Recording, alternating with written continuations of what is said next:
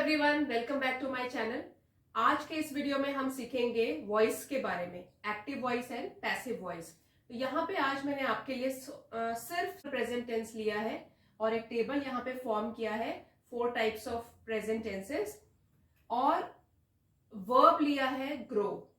तो ग्रो को यूज किया है एक्टिव वॉइस में भी और फिर पैसिव वॉइस में भी इस टेबल में। यहीं से रेफरेंस लेंगे हम when we will be solving these exercises. In active voice the subject of the verb is the doer of an action। जो भी एक verb आप देखेंगे एक सेंटेंस में, उसका जो सब्जेक्ट है he is the doer of the action।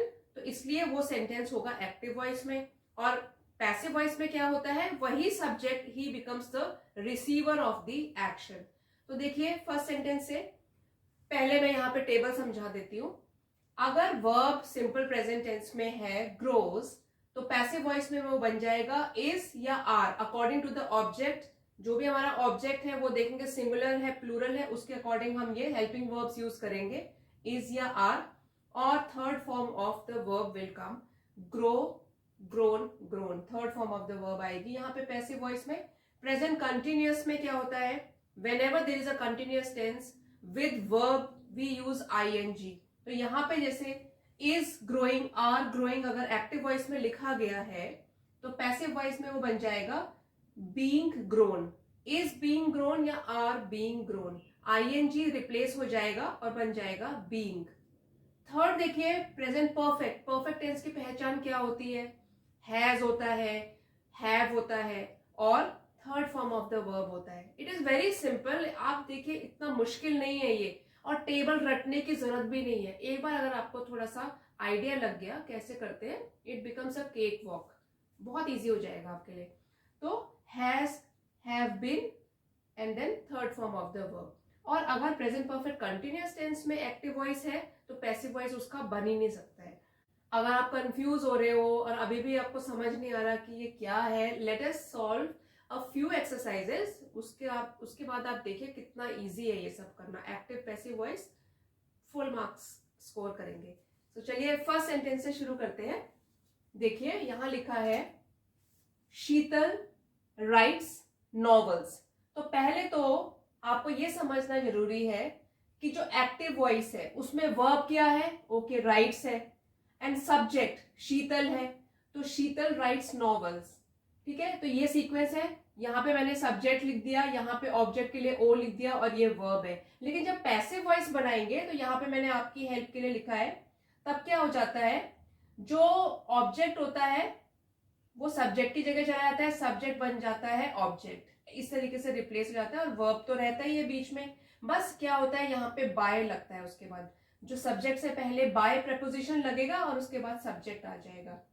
Don't worry अगर ये भी आपको कॉम्प्लिकेटेड लग रहा है, नथिंग टू वरी अबाउट। अभी देखिए फर्स्ट सेंटेंस करेंगे, second sentence, and you will get a hang of it. Let's start. Sheetal writes novels. तो यहाँ पे नॉवेल्स ऑब्जेक्ट है, so we will replace it, bring it here, novels, okay, novels. Now novels is plural, तो plural object है इसीलिए यहां पे आएगा plural verb, helping verb are आएगा, नॉवेल्स आर। अब राइट की थर्ड फॉर्म ऑफ वर्ब है रिटन। तो ये तो हमने लिख दिया, ऑब्जेक्ट लिख दिया, फिर वर्ब भी लिख दिया, और अब आया सब्जेक्ट। यहां पे सब्जेक्ट से पहले हमको बाय प्रेपोजिशन यूज करना है। Novels are written by Sheetal. अब देखिए कितना इजी लग रहा है ना, it's quite easy. Let's move on to the second sentence. ये मैंने आपके लिए intentionally similar kind of sentences लेकर आई हूं। Sheetal writes a novel. अब यहां पे subject Sheetal, novel is object and writes is verb. So let us now follow this sequence. Object, because subject यहां आ जाता है और ऑब्जेक्ट यहां आ जाता है। So a novel, a novel singular है, यहां पे तो नॉवेल्स था वो प्लूरल था, प्लूरल के साथ प्लूरल वर्ब लगाया। अब यहाँ पे जो अ नॉवल है वो है सिंगुलर, तो सिंगुलर के साथ लगाएंगे is, a novel is. Again this has to be changed into the third form of verb, write, wrote, written. तो रिटन यहाँ पे लिखेंगे अ नॉवल इज रिटन। अब हमको सब्जेक्ट को यहां लेकर आना है, उससे पहले हमको बाय यूज करना है, बाय शीतल। तो सब्जेक्ट वर्ब अग्रीमेंट याद रखिए, किस तरीके से उनको प्लेस करना है। ऑब्जेक्ट यहां आ जाएगा, सब्जेक्ट लास्ट में चला जाएगा, बाय प्रेपोजिशन यूज करना है, third form of verb use करना है, बस सिंपल सी बात है। और है अगर जैसे यहाँ पे शी है, वो हर बन जाएगा, ही आएगा, हिम बन जाएगा।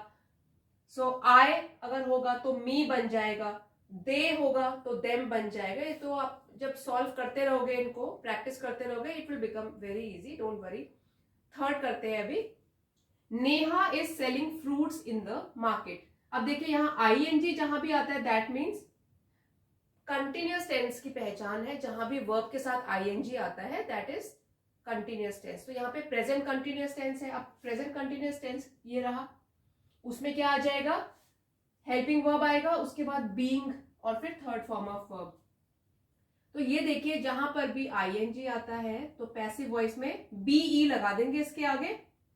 Neha is selling fruits in the market, Neha subject है, ठीक है, वर्ब और ये है ऑब्जेक्ट, फ्रूट्स है ना ऑब्जेक्ट यहां पे। तो आप करते हैं इसको चेंज, फ्रूट्स। अब ये फ्रूट्स प्लूरल है इसलिए आएगा आर, हेल्पिंग वर्ब है। अब सेल है verb, this is the verb, sell, sold, sold, fruits are, और ये आईएनजी का भी तो बीइंग बनेगा, ये भी याद रखिए, फ्रूट्स आर बीइंग, फिर इसका चेंज करते हैं सोल्ड, और in the market same to same यहां आ जाएगा, fruits are being sold in the market. I hope आपको क्लियर समझ में आ रहा है। I am going very slow, I hope I am not going very fast.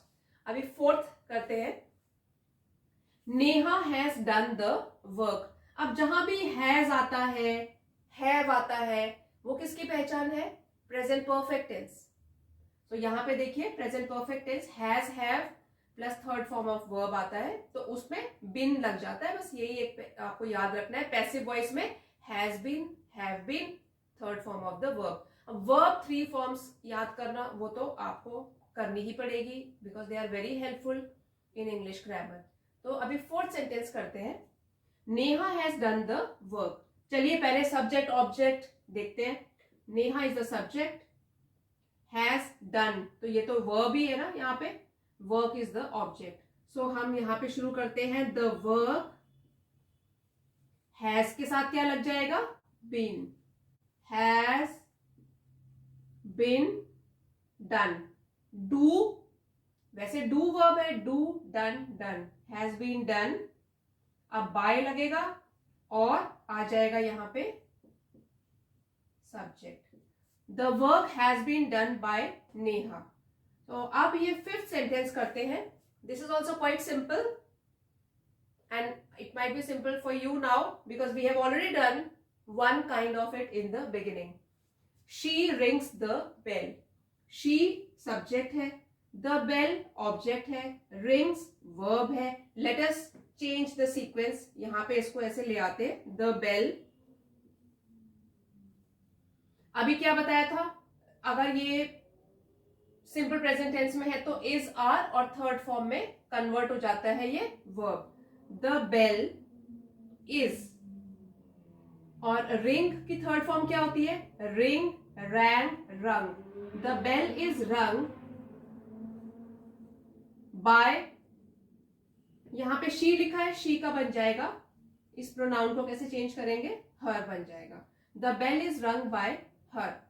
So I hope आपको ये जो मैंने स्लोली और ये पूरा इलेबोरेट करके बताया वो आपको समझ आया होगा। एक सेंटेंस अब आप कीजिए, आपके लिए देती हूं। It is very simple. See, she rings the bells.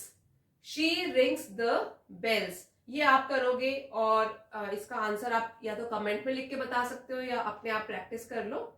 और अगर आपको ये वाला वीडियो पसंद आया है और समझ आया है so please let me know in the comment section अगर आपको इस तरीके के वीडियोस और चाहिए।